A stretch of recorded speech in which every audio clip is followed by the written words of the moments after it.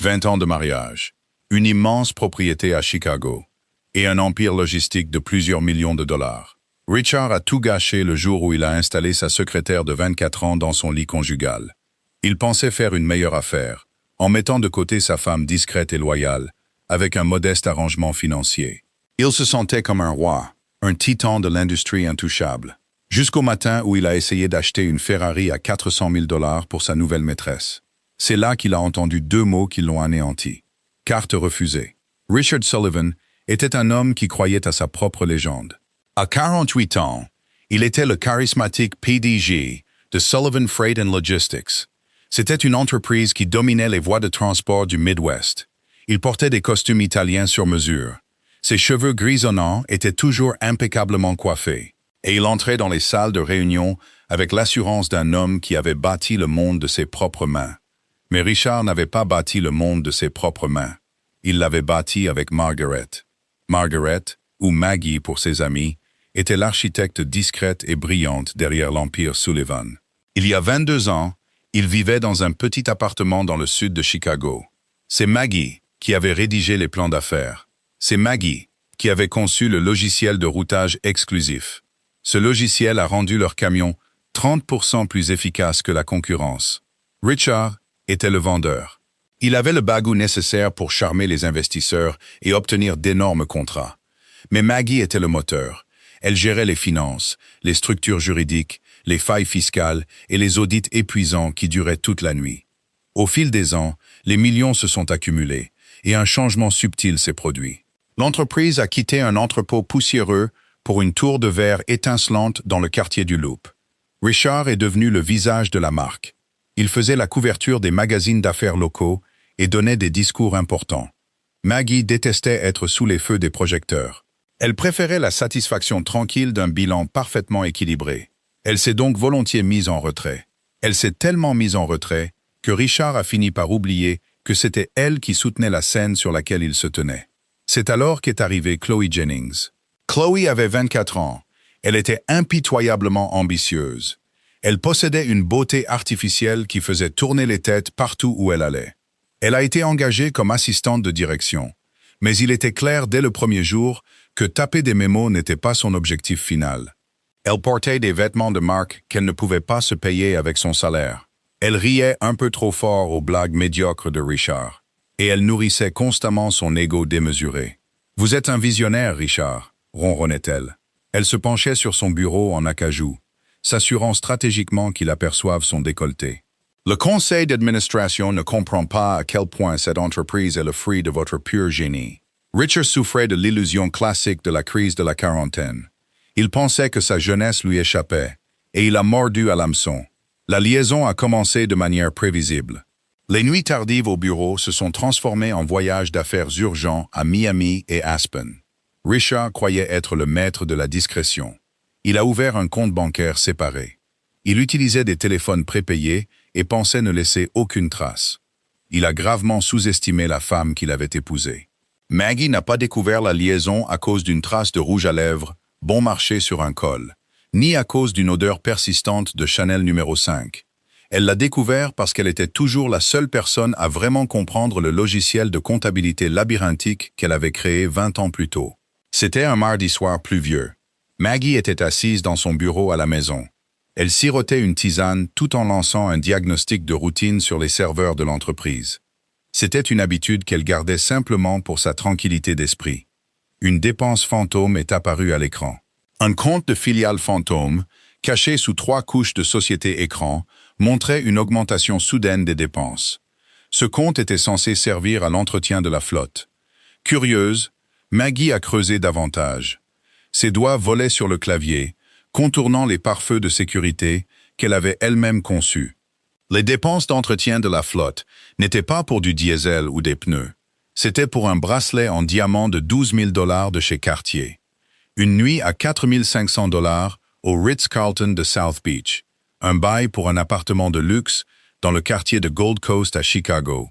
Maggie est restée parfaitement immobile.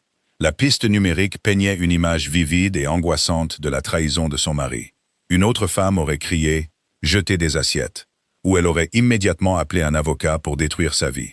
Mais Maggie, n'était pas une personne aux émotions explosives. C'était une stratège. Elle a regardé l'écran, son cœur se brisant en 1000 morceaux de glace. Puis elle a pris une lente et profonde inspiration. Richard voulait jouer avec l'argent de l'entreprise. Il voulait financer sa seconde jeunesse en utilisant l'empire qu'elle avait méticuleusement bâti. Très bien, pense Maggie, une résolution froide et dure s'installant en elle. Laisse-le croire qu'il a gagné. Laisse-le croire qu'il contrôle le conseil d'administration. Le lendemain matin, Maggie n'a pas mentionné les reçus d'hôtel. Elle n'a pas posé de questions sur le bracelet Cartier. Elle l'a simplement embrassé, a redressé sa cravate et lui a souhaité une bonne journée au travail. Puis elle a pris son téléphone. Elle a réservé un vol pour Manhattan pour rencontrer Simon Hayes.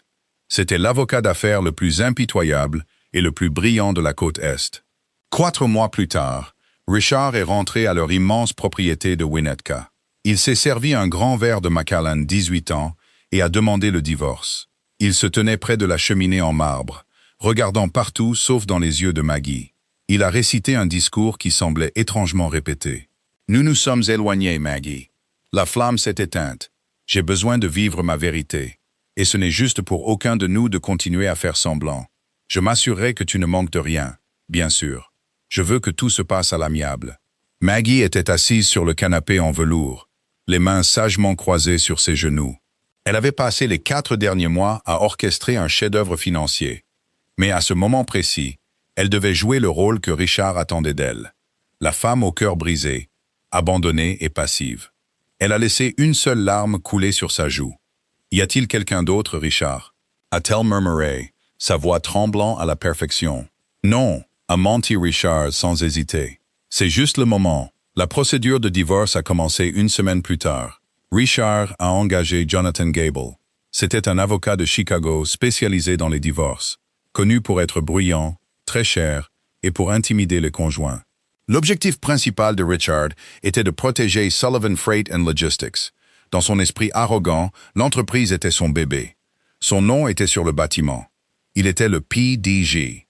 Maggie n'était qu'une ancienne partenaire qui n'avait pas mis les pieds au bureau depuis 8 ans. Pendant les séances de médiation, Richard et Jonathan ont présenté leur offre. C'était, à leurs yeux, incroyablement généreux. Maggie obtiendrait la propriété de Winnetka, la maison d'été à Nantucket, une somme forfaitaire de 5 millions de dollars et une coquette pension alimentaire de 40 000 dollars par mois. Étant donné que l'entreprise était évaluée à près de 90 millions de dollars, c'était une insulte risible. Mais Jonathan Gable a fait glisser les documents sur la table de conférence avec un sourire suffisant. C'est une rupture nette, Margaret. Richard veut s'assurer que vous soyez à l'aise pour le reste de votre vie. Mais l'entreprise, les actifs, la flotte, la propriété intellectuelle, tout cela reste entièrement à Richard. C'est lui qui l'a bâti après tout. L'avocat de Maggie, Simon Hayes, était assis tranquillement à côté d'elle. C'était un petit homme discret, avec des lunettes cerclées de fils, d'apparence tout à fait quelconque. Il a parfaitement joué le rôle de l'avocat local, dépassé par les événements. Maggie a regardé les documents. Ses mains tremblaient. C'était un jeu d'actrice magistrale. Je veux juste en finir, a-t-elle dit doucement, en s'essuyant les yeux avec un mouchoir. Je me fiche des camions. Je me fiche de l'entreprise. Laissez-moi juste garder ma maison. Richard a ressenti une vague de soulagement, suivie rapidement par une vague de pitié. Pauvre Maggie, pensa-t-il. Elle n'a plus l'estomac pour jouer dans la cour des grands. Simon Hayes s'est éclairci la gorge. Nous sommes prêts à accepter la division des actifs physiques telle que proposée. Cependant, pour des raisons fiscales et pour accélérer la rupture nette dont ma cliente a si désespérément besoin, nous avons rédigé un addendum. Il concerne la libération de tous les liens avec l'entreprise. Il stipule simplement que Margaret renonce à ses droits de vote dans Sullivan Freight and Logistics. En échange, Richard cède la société holding dormante, Apex Holdings, à Margaret. C'est une vieille société écran. Elle ne détient aucun capital liquide. Juste quelques vieux brevets de logiciels de la fin des années 90. Jonathan Gable était pressé d'obtenir une victoire massive pour son client et d'aller sur le terrain de golf. Il a à peine survolé l'addendum. Il a vérifié les finances d'Apex Holdings sur son iPad. Apex? Oui, c'est une entité fantôme. Zéro revenu. Évalué à rien. Ça nous va. Richard ne l'a même pas lu. Il était trop occupé à envoyer des textos à Chloé sous la table. Il lui promettait d'aller acheter une bague ce week-end.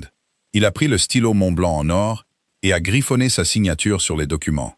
Il mettait ainsi fin à son mariage de 22 ans. Il n'a pas remarqué l'éclair bref et dangereux de triomphe dans les yeux de Maggie. Il n'a pas réalisé ce qu'il venait de céder. Richard avait un énorme angle mort. Parce qu'il était le visage de l'entreprise, il supposait en être l'âme. Il avait complètement oublié la restructuration d'entreprise que Maggie avait faite 15 ans plus tôt. C'était pour les protéger d'un énorme audit de l'IRS. Sullivan Freight and Logistics ne possédait pas réellement ces camions. Elle ne possédait pas les entrepôts. Et surtout, elle ne possédait pas l'algorithme de routage exclusif qui rendait l'entreprise rentable. Ses actifs, la flotte, l'immobilier, la propriété intellectuelle, étaient techniquement détenus par Apex Holdings. Sullivan Freight se contentait de les louer à Apex à un tarif très réduit. En cédant la propriété totale et incontestée d'Apex Holdings à Maggie, Richard ne lui avait pas seulement donné une société écran dormante. Il lui avait donné les clés de son empire tout entier. Mais pendant les 6 semaines suivantes, Richard a vécu dans une ignorance bienheureuse. Le divorce a été finalisé. Il a installé Chloé dans le penthouse de 4 millions de dollars de Gold Coast, une propriété qu'il a achetée avec les fonds de l'entreprise, supposant que son contrôle ultime sur le conseil le rendait intouchable. Chloé s'est immédiatement mise à dépenser son argent. Elle a entièrement redécoré le penthouse. Elle a exigé des meubles italiens sur mesure et du marbre importé. Elle organisait des fêtes somptueuses. Elle présentait Richard à son cercle d'amis dans la vingtaine, le paradant comme un trophée de grande valeur. Richard se sentait jeune, dynamique et invincible. Il avait réussi à supprimer la partie ennuyeuse de sa vie et à garder sa fortune. Du moins, c'est ce qu'il pensait. C'était un mardi matin d'une clarté éblouissante. Exactement 6 semaines après que le divorce ait été validé par un juge. Richard et Chloé se trouvaient chez le concessionnaire exclusif Ferrari du centre-ville de Chicago. Chloé se plaignait depuis 1 semaine. Son Range Rover faisait trop banlieue. Elle voulait quelque chose qui corresponde à son nouveau statut de future Madame Sullivan. Elle était actuellement allongée sur le capot d'une élégante Ferrari Roma argentée.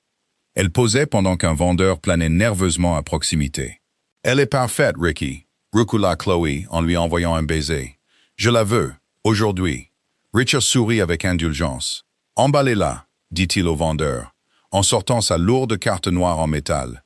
Mettez aussi les taxes et les frais d'immatriculation dessus. » Le vendeur a hoché la tête avec empressement et s'est précipité dans le bureau financier vitré.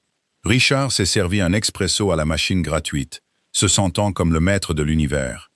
Il a regardé Chloé prendre un selfie avec la voiture, le postant déjà à ses milliers d'abonnés. La vie était parfaite. 10 minutes plus tard, le vendeur est revenu. Il était pâle. Il ne tenait pas les clés. « Monsieur Sullivan, dit le vendeur, sa voix baissant jusqu'à un murmure gêné. « Je suis désolé, mais la carte a été refusée. » Richard a ricané, manquant de renverser son expresso. « Refusé? C'est impossible. C'est une Amex Centurion. Il n'y a pas de limite. Réessayez. Votre machine est probablement en panne. Je l'ai repassée, monsieur. Et j'ai appelé le service commerçant. Ils ont dit que le compte a été suspendu. » Le visage de Richard est devenu d'un rouge violent. Il a arraché la carte des mains du vendeur. C'est ridicule. Donnez-moi un instant. Il a sorti son téléphone et a appelé son gestionnaire de patrimoine privé à la Chase Bank. Chloé s'est approchée en se dandinant, une moue se formant sur ses lèvres brillantes. « Ricky, qu'est-ce qui prend autant de temps?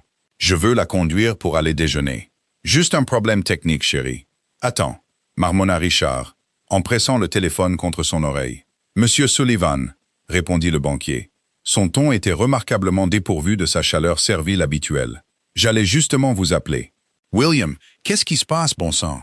J'essaie de faire un achat et ma carte est refusée. Réglez ça, maintenant. »« Je ne peux pas faire ça, monsieur, » dit William, la voix tendue. « Vos comptes personnels, ainsi que vos comptes de dépenses discrétionnaires, ont été gelés. » Richard sentit une goutte de sueur froide couler le long de sa colonne vertébrale. « Gelés?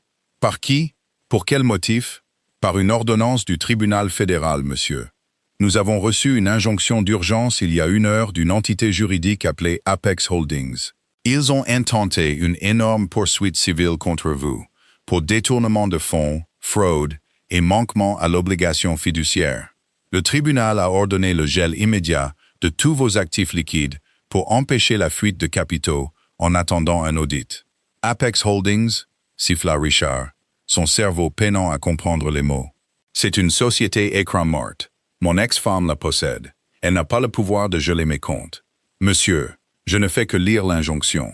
Il semble qu'Apex Holdings affirme que vous avez illégalement détourné plus de 7 millions de dollars de leurs revenus de licence. Cet argent a servi à acheter des biens immobiliers personnels, en particulier un penthouse à Gold Coast, et des produits de luxe. Richard a raccroché le téléphone, les mains tremblantes. L'expresso dans son estomac s'est transformé en acide. Chloé lui tirait maintenant sur la manche. « Ricky, qu'est-ce qui ne va pas? On prend la voiture ou pas? Tais-toi, Chloé, a-t-il lancé, la façade du milliardaire suave se fissurant instantanément. Elle a reculé, le regardant avec stupeur. Richard a composé frénétiquement le numéro de son directeur financier, Thomas Wright. Le téléphone a sonné 5 fois avant que Thomas ne décroche. Le bruit de fond indiquait un chaos absolu. Des téléphones sonnaient, des gens criaient. « Thomas, qu'est-ce qui se passe, bon sang ?» a exigé Richard, arpentant le sol de la salle d'exposition. « Pourquoi la société écran de mon ex-femme dépose-t-elle des injonctions contre moi ?» La voix de Thomas était creuse. C'était le son d'un homme qui regarde une bombe exploser. « Où es-tu? Je suis chez un fichu concessionnaire automobile. Dis-moi ce qui se passe. » « C'est fini, Richard. Tout est fini. » « Qu'est-ce qui est fini? » « L'entreprise, l'infrastructure, tout. » Thomas a pris une inspiration saccadée. À 9 heures ce matin, nous avons reçu un avis de résiliation de bail d'Apex Holdings.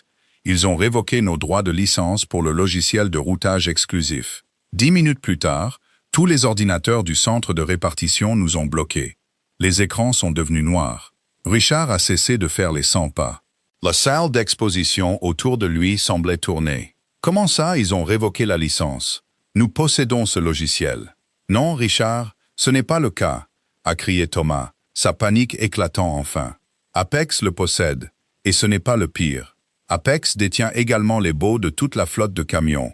Ils viennent d'envoyer une mise en demeure à nos 300 chauffeurs. Ils leur ordonnent légalement de garer les camions et de remettre les clés à des séquestres nommés par Apex. Nous ne pouvons plus déplacer une seule marchandise. Nos principaux clients, Target, Amazon, Walmart, appellent déjà. Ils hurlent à propos des livraisons manquées. Règle ça, a rugi Richard. Appelle les avocats. Appelle Gable. Gable ne peut pas nous aider. Je viens de raccrocher avec lui.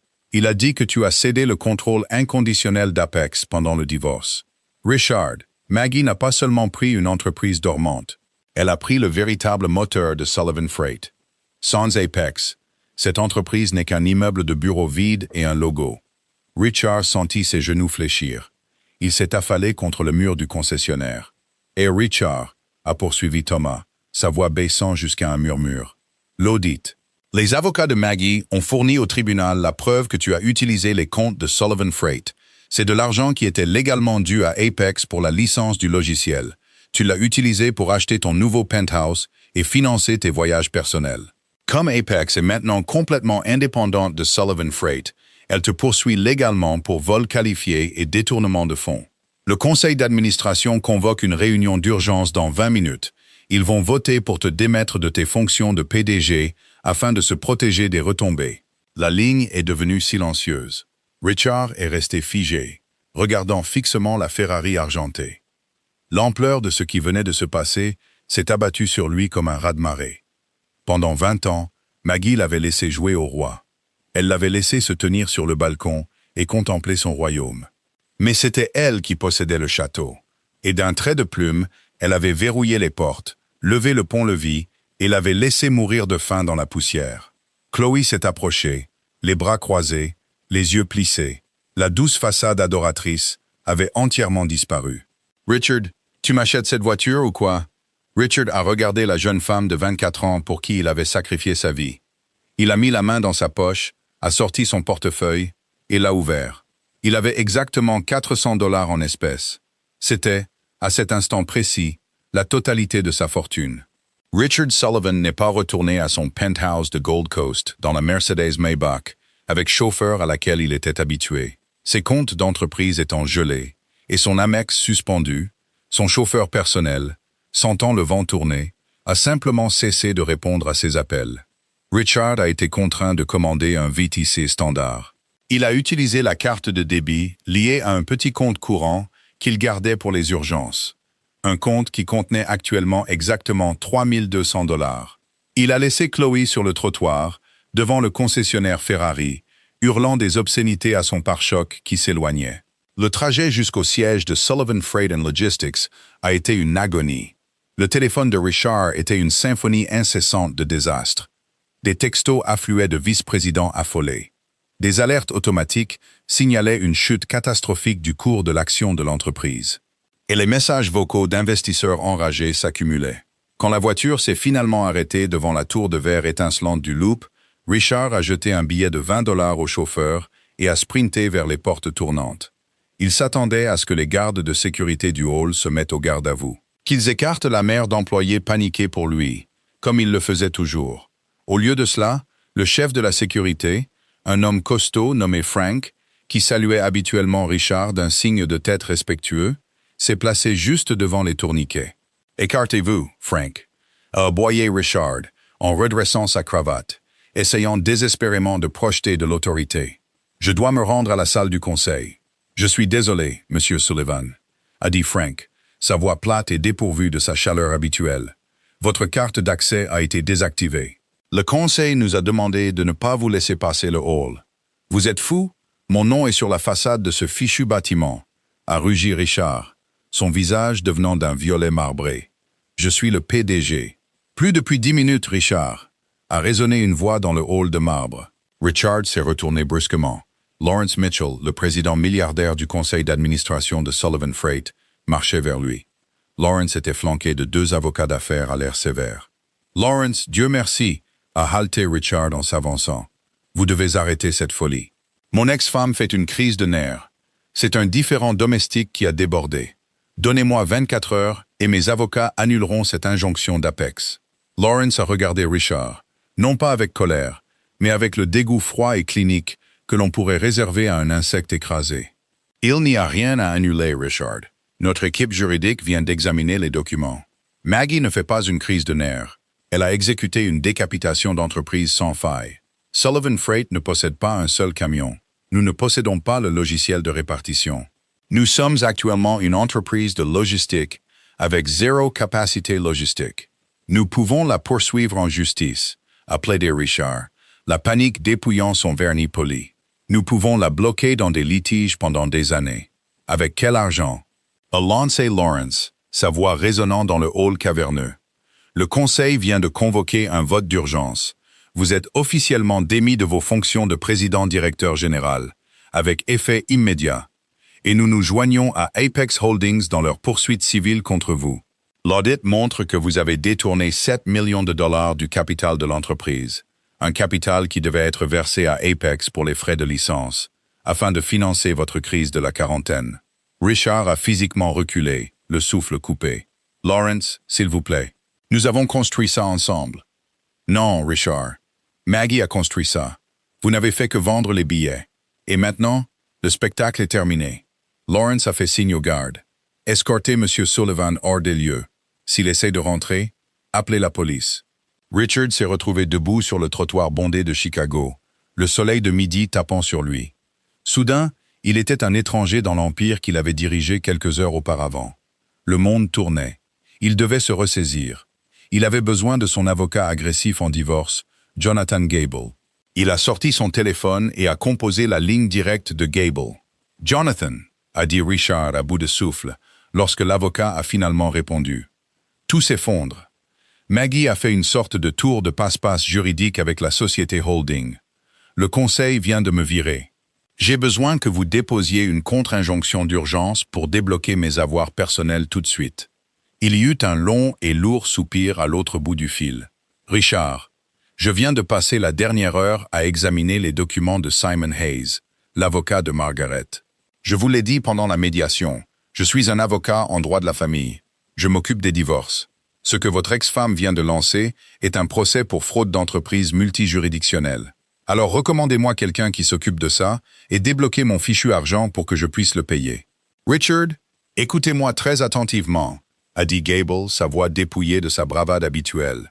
Votre argent n'est pas gelé à cause d'un simple litige.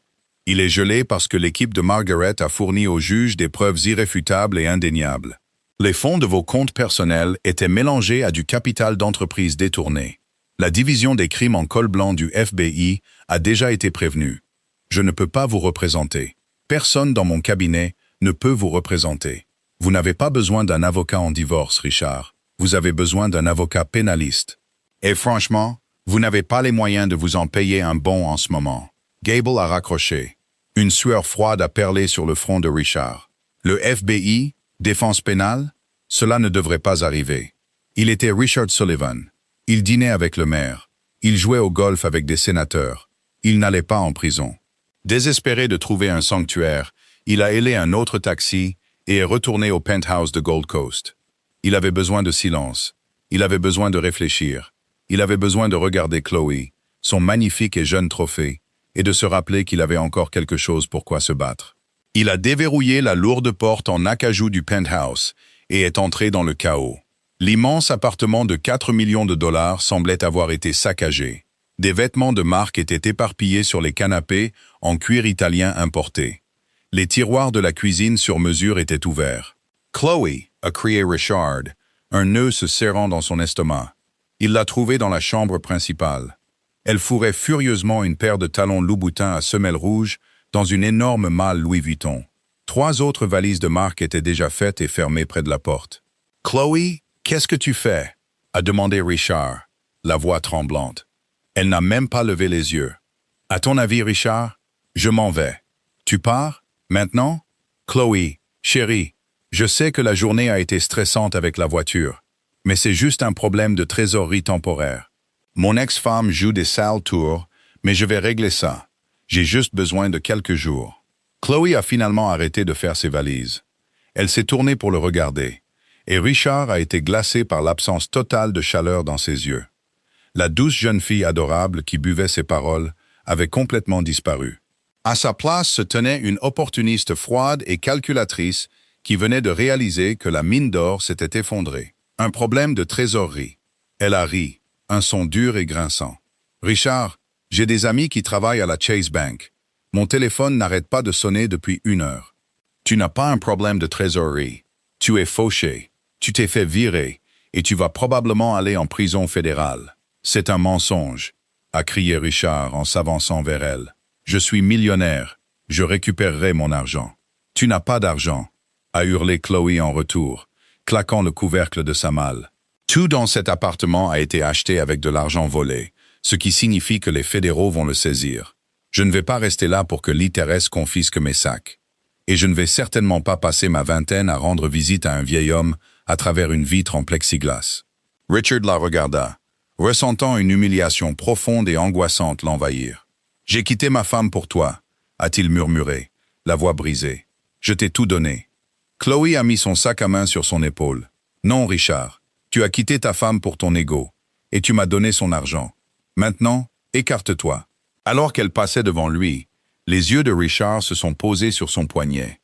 Bien ajustée contre sa peau, se trouvait sa Rolex Daytona Vintage, une montre d'une valeur de plus de 60 000 $. « Enlève la montre, Chloé, a-t-il dit, son ton soudainement sombre. « C'était un cadeau, a-t-elle rétorqué, sans s'arrêter. « J'ai dit, enlève-la.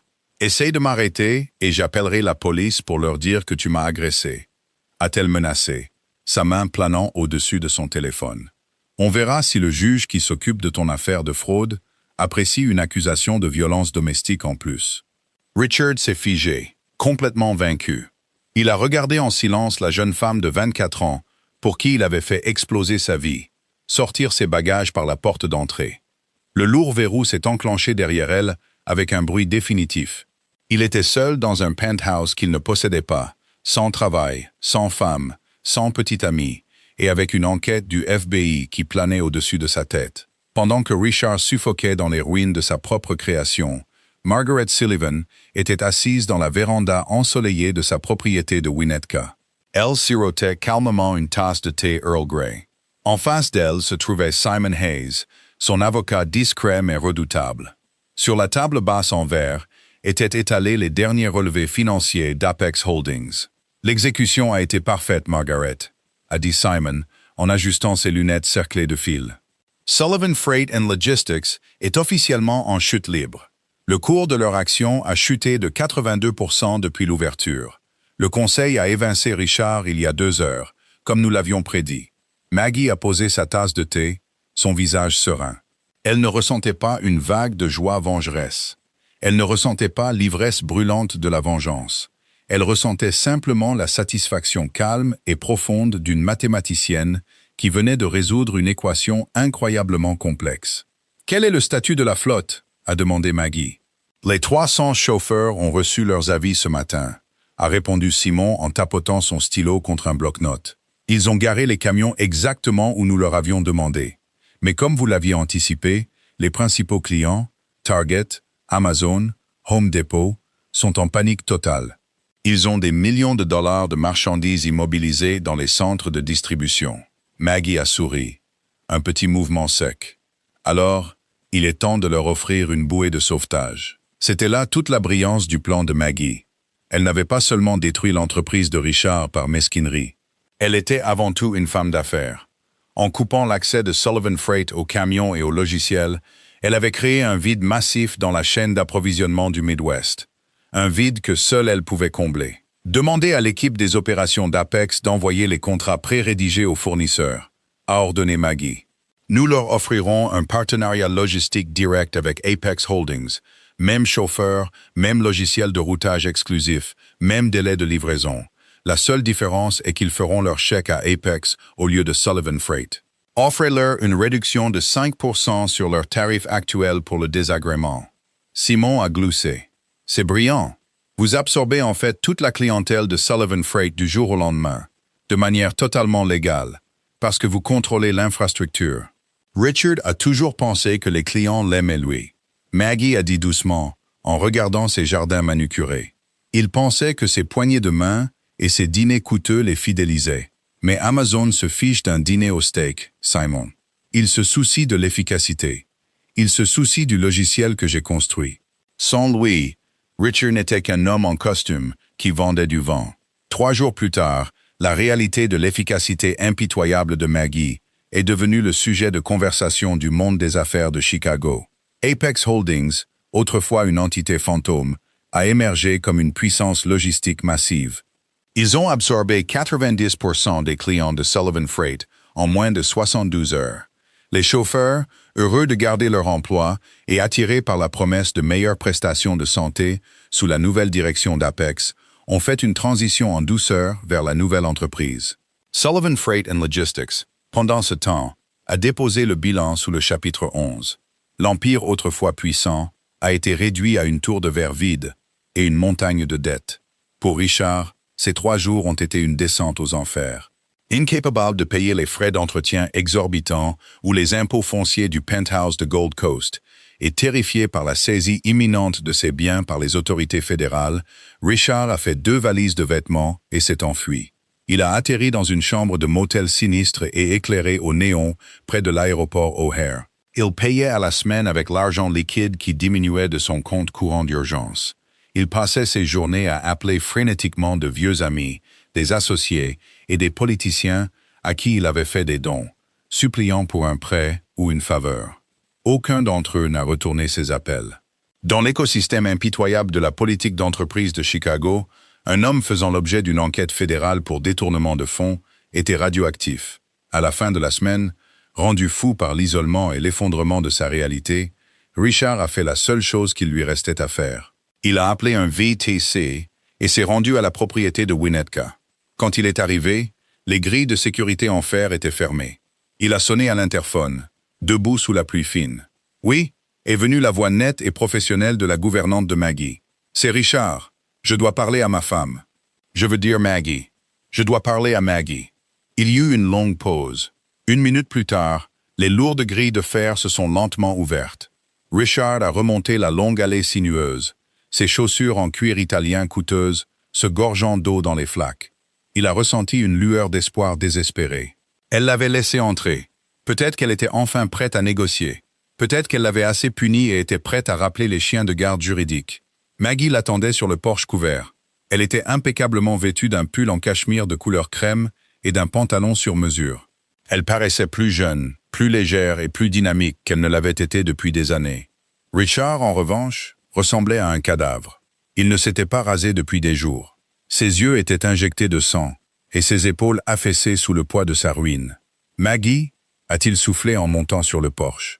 Il a tendu la main comme pour prendre les siennes, mais la glace absolue dans ses yeux l'a arrêté net. « Tu as exactement 5 minutes, Richard, » a-t-elle dit, sa voix parfaitement égale, « avant que ma sécurité ne te fasse sortir pour violation de propriété. Maggie, s'il te plaît. »« Tu as gagné » a étouffé Richard, les larmes se mêlant à la pluie sur son visage. « Tu as pris l'entreprise. Tu as pris les clients. Je n'ai plus rien.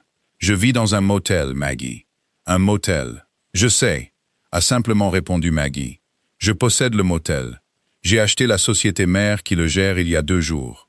Richard la regarda, horrifié. Pourquoi fais-tu ça? Je sais que je t'ai blessé. Je sais que j'ai été un imbécile de te quitter pour Chloé. C'était une erreur, une stupide crise de la quarantaine. Mais tu es en train de détruire ma vie. Les fédéraux s'intéressent à moi pour détournement de fonds. Maggie a fait un pas lent en avant, envahissant son espace, sa présence devenant soudainement écrasante. « Tu as détruit ta propre vie, Richard », a-t-elle dit doucement. Mais ses mots coupaient comme un scalpel. « Tu ne m'as pas seulement quitté pour une femme plus jeune. C'est un cliché auquel j'aurais pu survivre avec ma dignité intacte. Tu m'as humilié. Tu as utilisé l'argent que j'ai gagné avec l'entreprise que j'ai construite pour financer ta vie de fantasme pathétique. Tu pensais que j'étais trop stupide ou trop vieille pour le remarquer. Je n'ai jamais pensé que tu étais stupide. Tu pensais que j'étais aveugle, a-t-elle lancé, sa voix s'élevant enfin, résonnant contre les piliers de pierre de la maison. Tu pensais que parce que c'était toi qui donnais les discours, c'était toi qui détenais le pouvoir. Mais je t'ai laissé détenir ce pouvoir, Richard. Je t'ai laissé jouer au roi parce que ça te rendait heureux. Et au moment où tu as décidé que j'étais jetable, j'ai simplement repris mon pouvoir. Richard est tombé à genoux sur le porche en bois, le grand titan de l'industrie sanglotant comme un enfant brisé. S'il te plaît, Maggie, dis aux avocats d'abandonner les charges criminelles. Je signerai tout ce que tu veux. Ne me laisse pas aller en prison. Je n'y survivrai pas. Maggie l'a regardé, son expression totalement dépourvue de pitié. Je ne peux pas abandonner les charges, Richard, parce que ce n'est plus seulement un procès civil. L'IRS a officiellement lancé une enquête criminelle. Tu as utilisé des fonds d'entreprise pour acheter ce penthouse sous un code fiscal frauduleux. Tu as commis une fraude fiscale grave. Elle lui a tourné le dos et s'est dirigée vers la lourde porte d'entrée en chaîne. « Oh, Ed Richard » a-t-elle fait une pause, la main sur la poignée en laiton. « Tu devrais probablement savoir que les actifs de Sullivan Freight sont liquidés au tribunal des faillites la semaine prochaine. Apex Holdings a fait une offre pour acheter le nom de la marque et la tour physique. Nous l'obtenons pour une bouchée de pain. » Richard a levé les yeux, le visage pâle. « Tu achètes la coquille vide? »« Oui, » a dit Maggie, un fantôme de sourire jouant sur ses lèvres. « Je vais repeindre le hall, enlever ton nom du bâtiment et le louer à une start-up technologique. Dans 1 an, personne à Chicago ne se souviendra même que tu as existé. Au revoir, Richard. » Elle est entrée et a fermé la porte, le lourd pêne dormant glissant en place, avec un bruit métallique définitif. Dehors sous la pluie, Richard Sullivan est resté à genoux, réalisant enfin l'horrible vérité.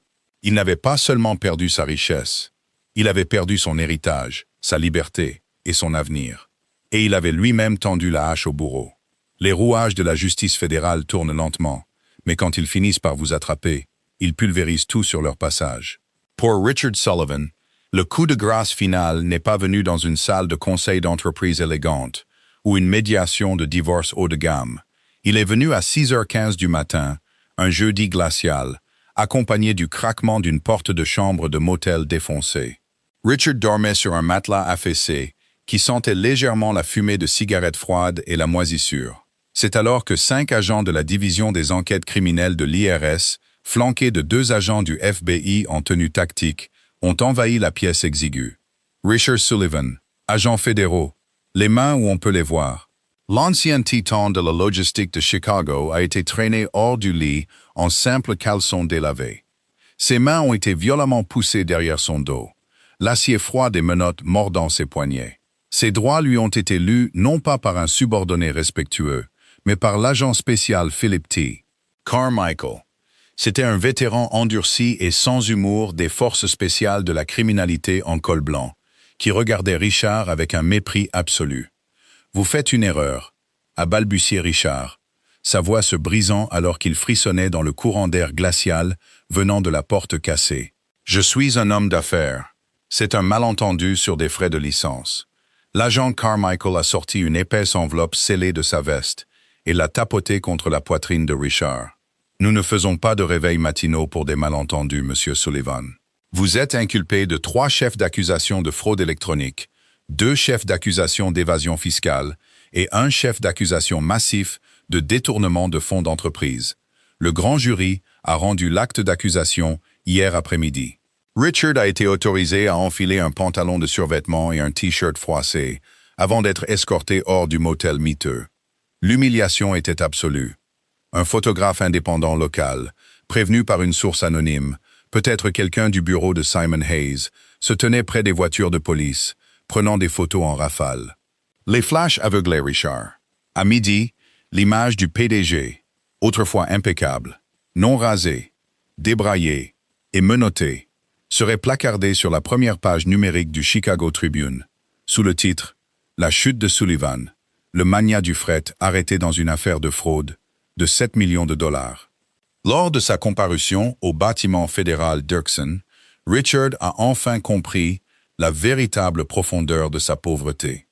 Il se tenait devant le juge magistrat, l'honorable William H. Kincaid, représenté non pas par un requin à 500 $ de l'heure, mais par une avocate commise d'office désespérément surchargée de travail, nommée Samantha V.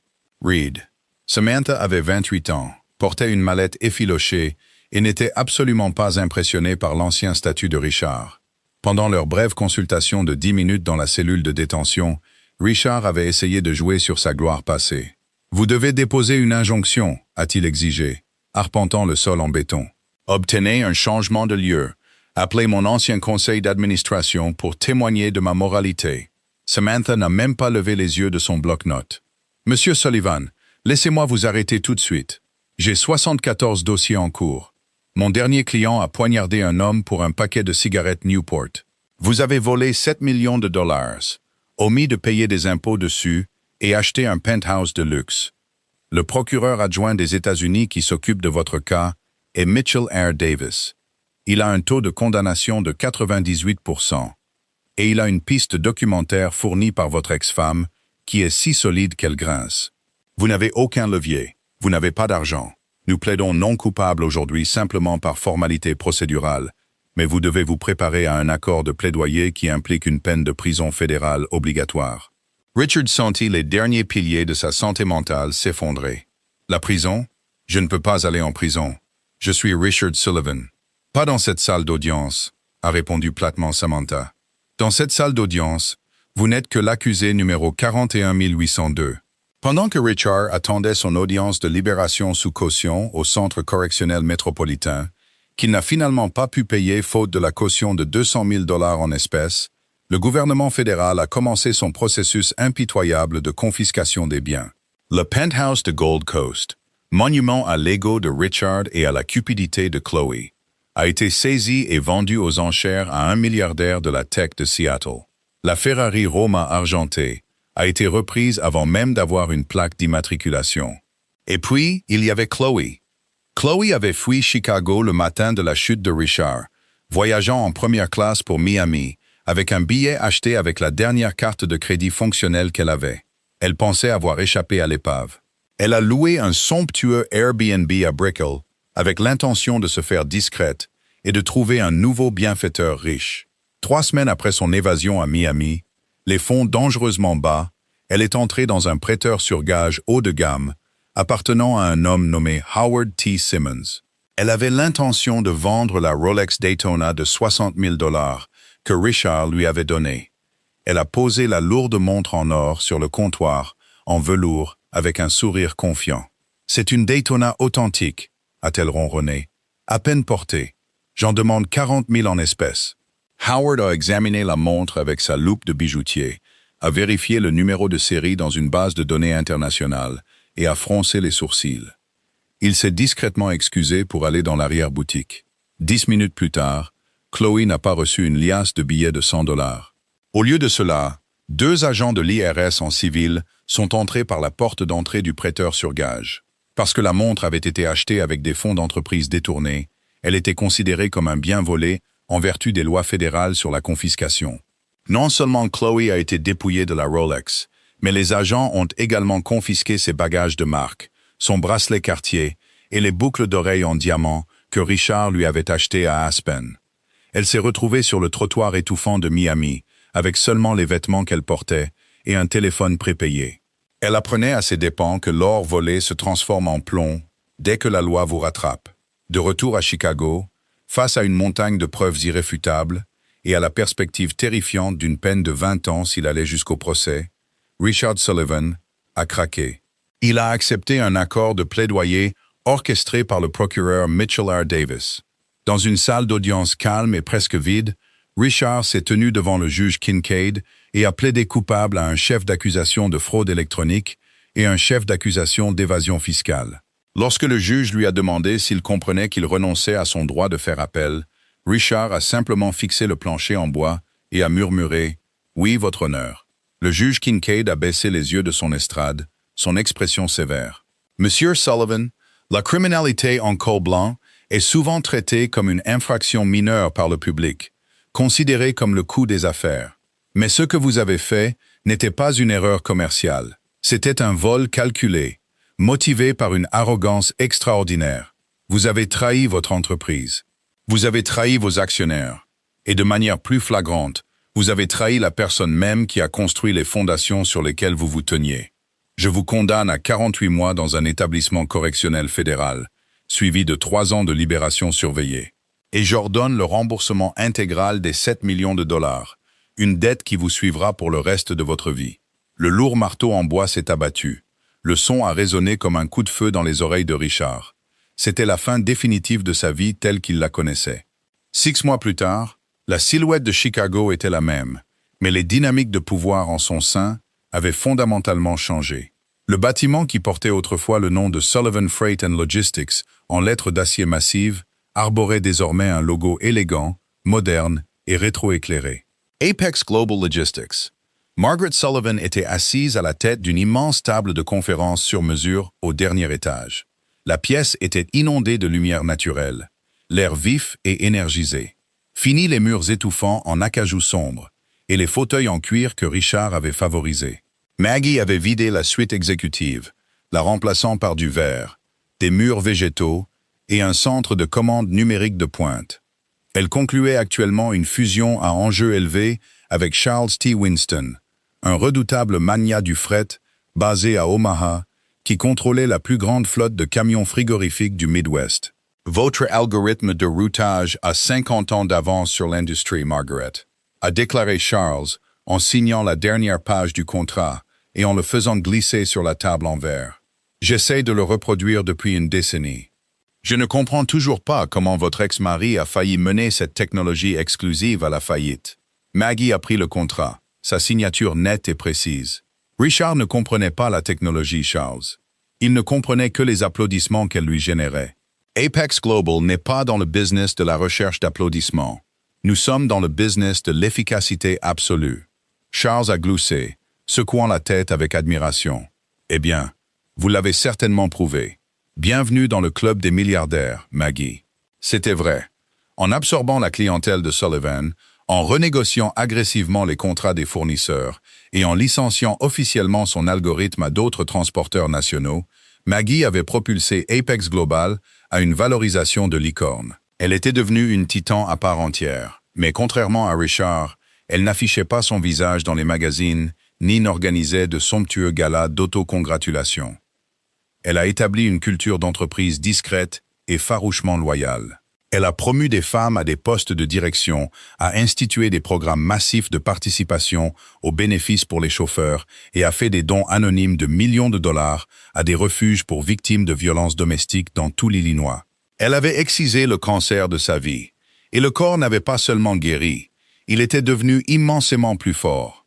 À 1000 miles de là, dans le paysage aride et impitoyable du Colorado, Richard Sullivan vivait une routine très différente. Il purgeait sa peine de 4 ans à FCI Englewood, une prison fédérale à faible sécurité. Bien qu'elle n'ait pas les barbelés et la culture de gang violente d'un pénitencier à sécurité maximale, c'était un environnement conçu pour dépouiller un homme de chaque once de son individualité et de son ego. À 5 heures du matin, chaque matin, les dures lumières fluorescentes de son dortoir, une immense pièce ouverte qu'il partageait avec 60 autres détenus, s'allumaient. Richard portait un uniforme kaki délavé et rêche avec son numéro de détenu imprimé en encre noire sur sa poitrine. Il était affecté à la blanchisserie de la prison. Pendant 8 heures par jour, l'homme qui commandait un empire de 90 millions de dollars et portait des costumes sur mesure à 5 000 dollars se tenait dans une pièce en béton étouffante et sans fenêtre. Son travail consistait à tirer des draps lourds, humides et fumants, des machines à laver industrielles, et à les introduire dans d'énormes séchoirs rugissants. Ses mains, autrefois parfaitement manucurées, étaient maintenant calleuses, couvertes d'ampoules, et sentaient en permanence l'eau de javel industrielle. Au début, Richard avait essayé de parler de son passé aux autres détenus.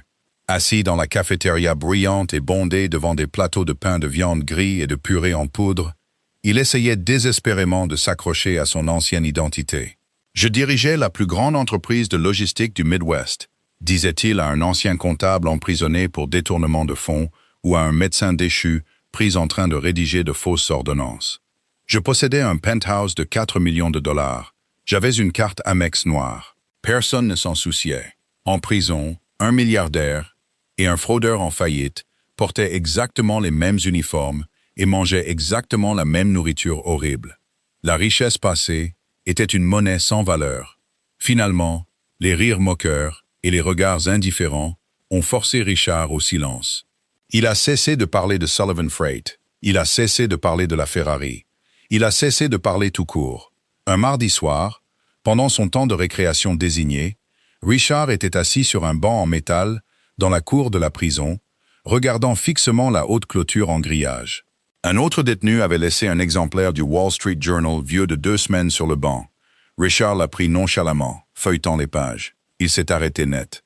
À la page 4 de la section économique, il y avait un article de fond sur le paysage en rapide évolution des chaînes d'approvisionnement américaines. Et là, sur une photo nette et professionnellement éclairée, se trouvait Margaret.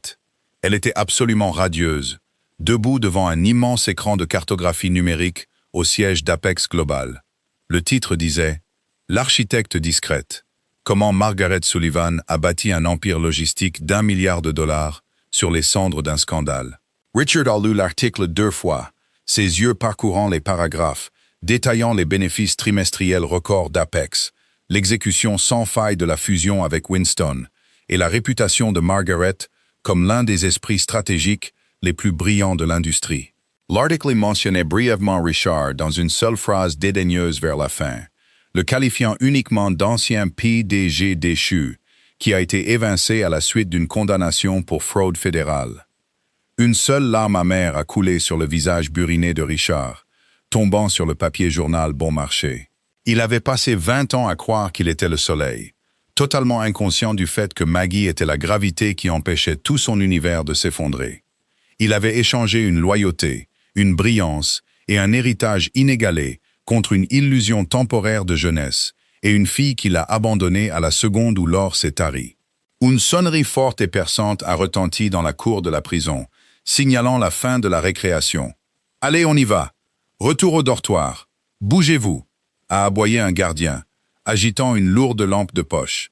Richard a lentement plié le journal, le laissant sur le banc en métal froid. Il s'est levé, ses articulations douloureuses à cause du travail manuel, et a rejoint la longue file d'hommes vêtus de kaki identiques. Il a baissé la tête, fixant les talons éraflés de l'homme devant lui, et est retourné dans la boîte en béton qui était sa vie, complètement englouti par l'ombre de l'empire qu'il avait jeté. Si cette histoire de karma ultime et de vengeance d'entreprise vous a tenu en haleine, vous n'allez pas vouloir manquer ce qui arrive. La vraie trahison laisse toujours une trace, mais rien ne vaut la satisfaction de voir un cerveau reprendre exactement ce qui lui revient de droit. Laissez un commentaire ci-dessous et dites-nous ce que vous en pensez. Est-ce que Richard a eu exactement ce qu'il méritait, ou la vengeance parfaite de Maggie était-elle trop cruelle? Appuyez sur le bouton j'aime, partagez cette vidéo avec quelqu'un qui adore les rebondissements brillants, et assurez-vous de vous abonner et d'activer la cloche des notifications pour ne jamais manquer un autre drame incroyable inspiré de faits réels.